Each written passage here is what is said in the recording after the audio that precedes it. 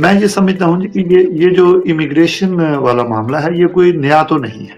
یہ تو ہم 70-80 کی دہائی سے سن رہے ہیں.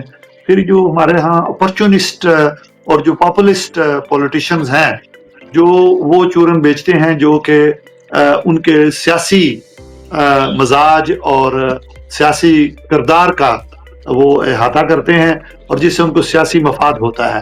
اور میرے خیال میں امیگریشن ایک ایسی چیز ہے جو پورے یورپ میں وہ بک رہی ہے، بلکہ یورپ میں نہیں، میں سمجھتا ہوں امریکہ میں بھی ڈونلڈ ٹرمپ نے اس کو بیچا، کیونکہ وہ بھی پاپولسٹ پولیٹیشین ہے. اور یہاں جو ہمارے ہاں بورس جانسن آئے، وہ بھی ایک پاپولسٹ پولیٹیشین تھے، انہوں نے بھی اس کو بیچا. اور میں تو اس کو بالکل 100% یقین کے ساتھ کہہ سکتا ہوں کہ اس میں تمام جو ہماری سیاسی پارٹی ہیں، چاہے وہ مین سٹریم ہے یا سپریمیسسٹ کی پارٹیز ہیں یا رائٹ ونگ کی پارٹیز ہیں، اس میں تمام کا ایک کردار ہے. یہ اپنے آپ کو اس سے بالکل ماورا نہیں سمجھ سکتے، لیبر پارٹی یا کنزرویٹو پارٹی.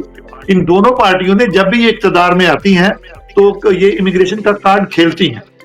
اور ابھی کیونکہ بین الاقوامی طور پر جس طرح میرے خیال میں توجہ ہمارے ناظرین کی مبذول کروانے کی ضرورت ہے، میڈیا کو اس وقت جس قدر تنقید کا سامنا تھا، یا میڈیا جس قدر تنقید اس وقت اسرائیل پر کر رہا تھا، یہ 2 پوائنٹ ہیں. ایک، میڈیا پر تنقید ہو رہی تھی کہ انہوں نے کوئی افیکٹو رول نہیں پلے کیا ہے جو غازن جینوسائیڈ ہو رہا ہے. اور دوسری تنقید ہو رہی تھی سیاستدانوں پر کہ یہ بھی کوئی افیکٹو رول پلے نہیں کر رہے ہیں. یہ ہیومن رائٹس کی بات کرتے تھے، جب کبھی مسلمان ملکوں میں کوئی ایسی بات ہوتی تھی، اس سے 0.0001% بھی کوئی ایسا ایکشن ہو جاتا غلط، تو اس پر یہ ریزولوشن پاس کر کے فوراً ان مسلمان ممالک جیسے لیبیا ہے، عراق ہے، شام ہے، افغانستان ہے، ان پر حملے کر دیتے تھے. تو جہاں اب ہزاروں کی تعداد میں بچوں کو شہید کر دیا، عورتوں کو شہید کر دیا، تو اس طرف کچھ میڈیا نے اب توجہ مبذول کی ہے اپنی، اور کچھ سیاستدان بھی اب اس طرف بڑے ہیں.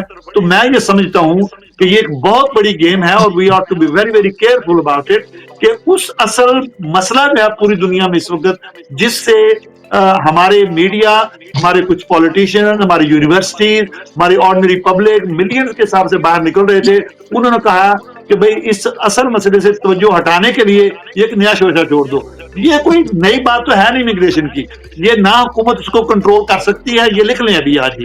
چاہے یہ کنزرویٹو پارٹی تھی، ان کے دنوں میں ہم جی اس کو 16% پہ لے آئیں گے، ہم ان کو 5% پہ لے آئیں گے، ہم ان کو 10,000 پہ لے جائیں گے، کچھ بھی نہیں کر سکے. امیگریشن بڑی وہ وجہ کیا تھی کہ ہم لوگ اپنے داخلی معاملات میں توجہ دینے کی بجائے ہماری تعلیم جو ہے اس کا بیڑا گرک ہو چکا ہے. یہاں پر آج آپ نے سنا ہوگا کہ 2 یونیورسٹیاں آج مرج ہو رہی ہیں. کیوں؟ کہ کینٹ یونیورسٹی جو ہے وہ بینکرپسی کی طرف جا رہی تھی.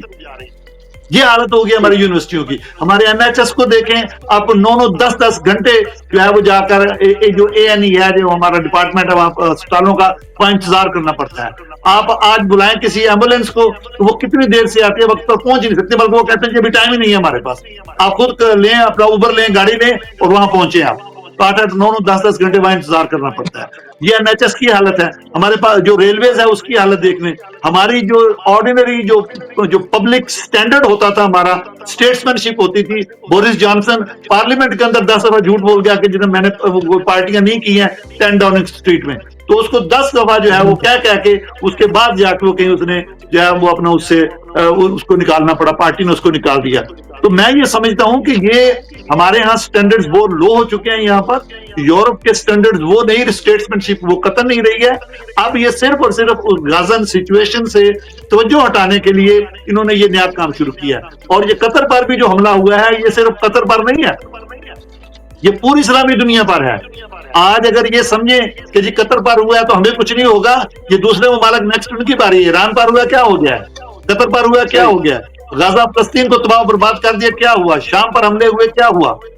کل کو خدا نخواستہ اللہ نہ کرے پاکستان کی باری آتی ہے، سعودی عرب کی باری آتی ہے، تو کیا کریں گے یہ؟ تو یہ توجہ ہٹانے کے لیے میں سمجھتا ہوں یہ مختلف چیزیں کی جا رہی ہیں.